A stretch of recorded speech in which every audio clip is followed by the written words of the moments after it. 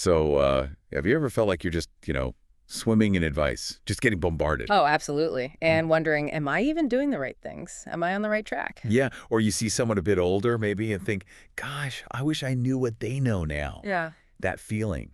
That's kind of what we're digging into today. exactly. We found this a really interesting YouTube video. It's by Simon Alexander Ong. Oh, yeah. What's it called? It's called I'm 40. If you're in your 20s or 30s, watch this. And, well, he shares 40 pieces of advice he'd give his younger self. 40. Wow. Okay, that sounds potentially overwhelming. Right, it could be. So our mission today isn't just to read out a list of 40 things. That's not helpful. Yeah. It's more about pulling out the core wisdom, the really actionable stuff from those 40 points, kind of give you a concentrated guide maybe for navigating your 20s, 30s, even beyond. Yeah, getting the essence without feeling like you need a spreadsheet to track it all. Exactly. Finding the stuff that, really sticks. It's about the why behind it all, isn't it? Not just ticking boxes, but hopefully sparking some real insights for you listening. Okay, let's start with maybe finding your direction. That seems fundamental. Makes sense. One thing that that really struck me was his idea about climbing the right mountain. Ah, yes. Making sure all that effort you're putting in is actually pointed towards something that genuinely fulfills you, your values, not just. Not just what society says success looks like, or what looks good on, like, LinkedIn. Right. How often do we really stop and check our own compass? It's so easy not to. You just get caught up. But he makes that point. Direction over speed. You can climb super fast, but if the ladder's against the wrong wall, well, you just get to the wrong place faster. Exhausted. Yeah, it makes you think, doesn't it? Yeah. Have you even defined your own summit? What is your mountain? And, that ties really neatly into his next point, which is about health. Oh, yeah. How so? Well, he says, stop making your health a side hustle. You can't climb any mountain, right or wrong, if you don't have the energy, the capability. That's so true. It's like the fuel for the climb. Exactly. Your health isn't just a priority, it's the foundation. He says energy is earned right through sleep, diet, exercise. It's not magic. And neglecting it. Well, the consequences catch up eventually. It undermines everything else. It's not a side project. It's the main engine. You have to maintain it. It's those daily investments, isn't it? Which flows right into that other point he makes. How you spend your days is how you spend your life. It's not just the big wins. No, it's the accumulation of all those small everyday choices, the habits. Yeah, we tend to fixate on the outcome, the big result, the summit. But he's saying, look at the path, look at the habits. World-class results automatically follow world-class habits. So simple but profound. It really is. Consistent, ordinary actions over time. That's what leads to the extraordinary stuff. So you got to ask yourself, are your daily habits actually moving you towards your mountain? And to even build those habits, to head in that direction, you first need to embrace his point about responsibility. Take responsibility for your life. Ah, yeah. This one's huge. No one's going to hand you the map, are they? No. Or carry you up the hill. No way. And taking ownership it's actually really empowering. He talks about this allergen to personal responsibility that so many people seem to have. That's a great phrase. Isn't it? Blaming other stuff might feel okay for a second, but ultimately it just leaves you feeling powerless. Whereas taking responsibility, even when things are tough, puts you back in control. You get to chart the course. It's the first step to climbing any mountain, really. Okay, so you've got direction, you're fueling up with health, focusing on daily actions, taking responsibility. What's next? Actually, getting moving. Action. He has a very direct point. Have a bias to action. Just do it. Essentially. He argues the only real failure is, well, not even trying, not starting the climb. And he brings in that perspective about lifespan, doesn't he? Like 73 years on average. It's finite. Yeah, it's a stark reminder. And he shared that personal story about losing his mother young. Which really highlights how fragile life is and how important the now is. Act on what matters now. Time's not renewable. And when you do act, it's not always about instant results, is it? His next point feels so relevant today. Extraordinary results come from repeating ordinary actions over an unordinary amount of time. Oh, absolutely. The long game. Consistency. We see all these supposed overnight successes. But they're rarely overnight, are they? It's usually years of that steady, consistent effort behind the scenes. He makes a great distinction, too. Which is? Be patient with the overall process. Growth takes time. But be impatient with taking the actions each day. I like that. Patient process, impatient action. Exactly. One needs time, the other needs doing now. Okay, let's shift gears slightly. He also talks a lot about relationships, specifically choose your life partner wisely. Yeah, that's a big one. He references Ryan Holiday on this too, I think. And it's not just about romance necessarily, is it? No, I think it's broader. Your closest circle. But your romantic partner? Yeah, that's a huge influence. He points to shared values, commitment to growth. That's key. Your inner circle can really lift you up. Or drag you down. Massively. He mentions his own partnership, nearly 2 decades. That's a testament to getting it right, I suppose. And life with partners, or just life in general, isn't always smooth sailing. He addresses that too. The hardest times in life equip you with wisdom to create the best moments of your life. Finding the value in adversity. Reframing challenges, not just setbacks, but learning opportunities, growth. Yeah, tough times force you to get clear on what really matters, don't they? They show you your own resilience.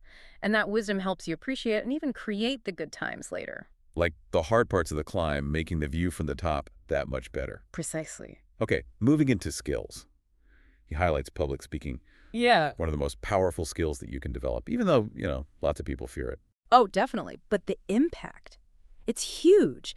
Being able to articulate your ideas clearly, confidently, it opens doors. It's educating, inspiring. Just getting heard. And he mentions storytelling as part of that.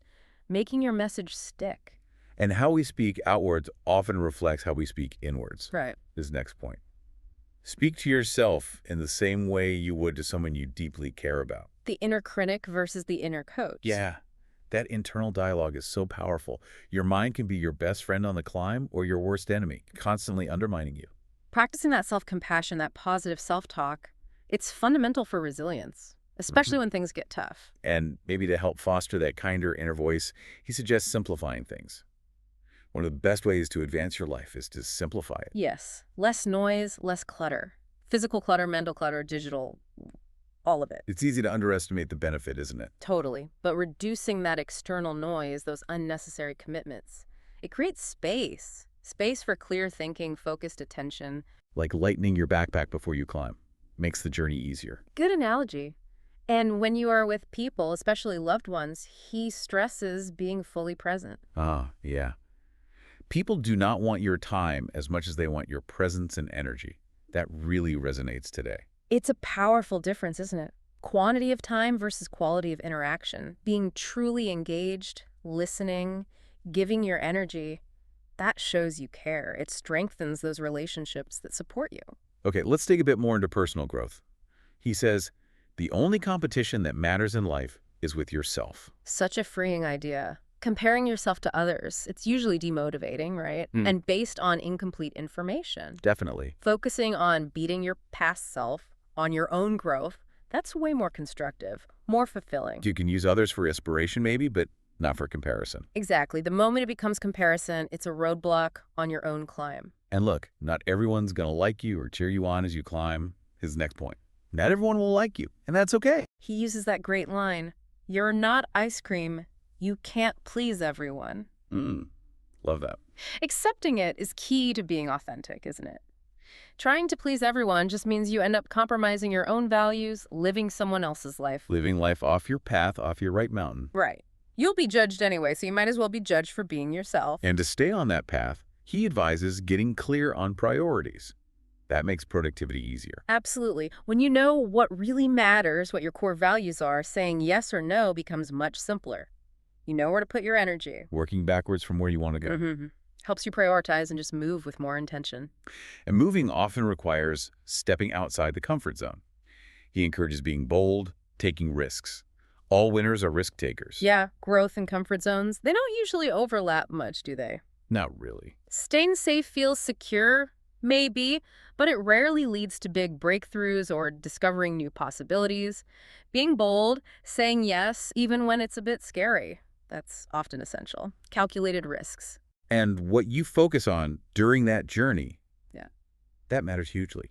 You get what you focus your energy on. He talks about gratitude versus complaints. Such a fundamental mindset shift. Focusing on the negative just makes things seem worse, but actively looking for things to be grateful for, it changes your whole perspective. Helps you see the good stuff even when things are hard, training your mind to see the path, not just the rocks. Well put. And speaking of rocks, even the best plans hit snags. He shares those stories, right? His finance career, his friend's restaurant. Yeah, illustrating that the best laid plans cannot go the way you expect. Adaptability seems crucial. Resilience, absolutely. Life throws curveballs. The difference between giving up and getting there is often just bouncing back. Learning, adjusting, but keeping moving forward. It's not about not falling. It's about getting back up every time. Which leads right into that powerful motivator. Don't fear failure, fear regret.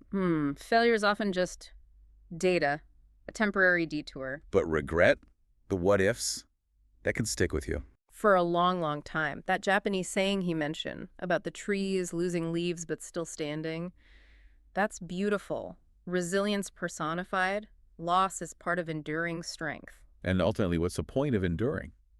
He suggests the purpose of life is a life of purpose. Find your gifts, share them. Yeah, it's more than just paying the bills. It's finding meaning, fulfillment, contributing something. Rejecting just routine and dissatisfaction, actively seeking your purpose, that feels vital. And discovering that purpose often starts with looking inward. Knowing yourself is the beginning of true wisdom. Self-awareness, the starting block for everything else. Totally. How can you climb your mountain if you don't understand yourself? Your strengths, weaknesses, what truly drives you. It's the foundation for all growth. But even with self-awareness, progress isn't always, linear. He says, on the days where it feels like you will never make progress, just remember how far you have come. Perspective is key, isn't it? Gratitude for where you are now, even if it's not the final stop. Every step counts, even the tiny ones. Acknowledging progress, celebrating the small wins. That keeps you going when the climb feels steep. Definitely. And to make space for that progress, he says, stop filling your calendar with junk. Protect your time. Be intentional, say no sometimes. Right. An overflowing calendar doesn't mean you're productive. Often just means you're stretched too thin, no boundaries. And when you do identify the important stuff, he's very direct. If you did the work that you are currently avoiding, you would have the results that you want. Oof, that one hits hard. Overcoming procrastination. Yeah, we avoid things out of fear, maybe, or discomfort. But you're always better off just tackling it, aren't you? Clarity often comes from doing, not just from thinking about doing. Action over endless contemplation. And to be effective in that action, he suggests tackling the big stuff early.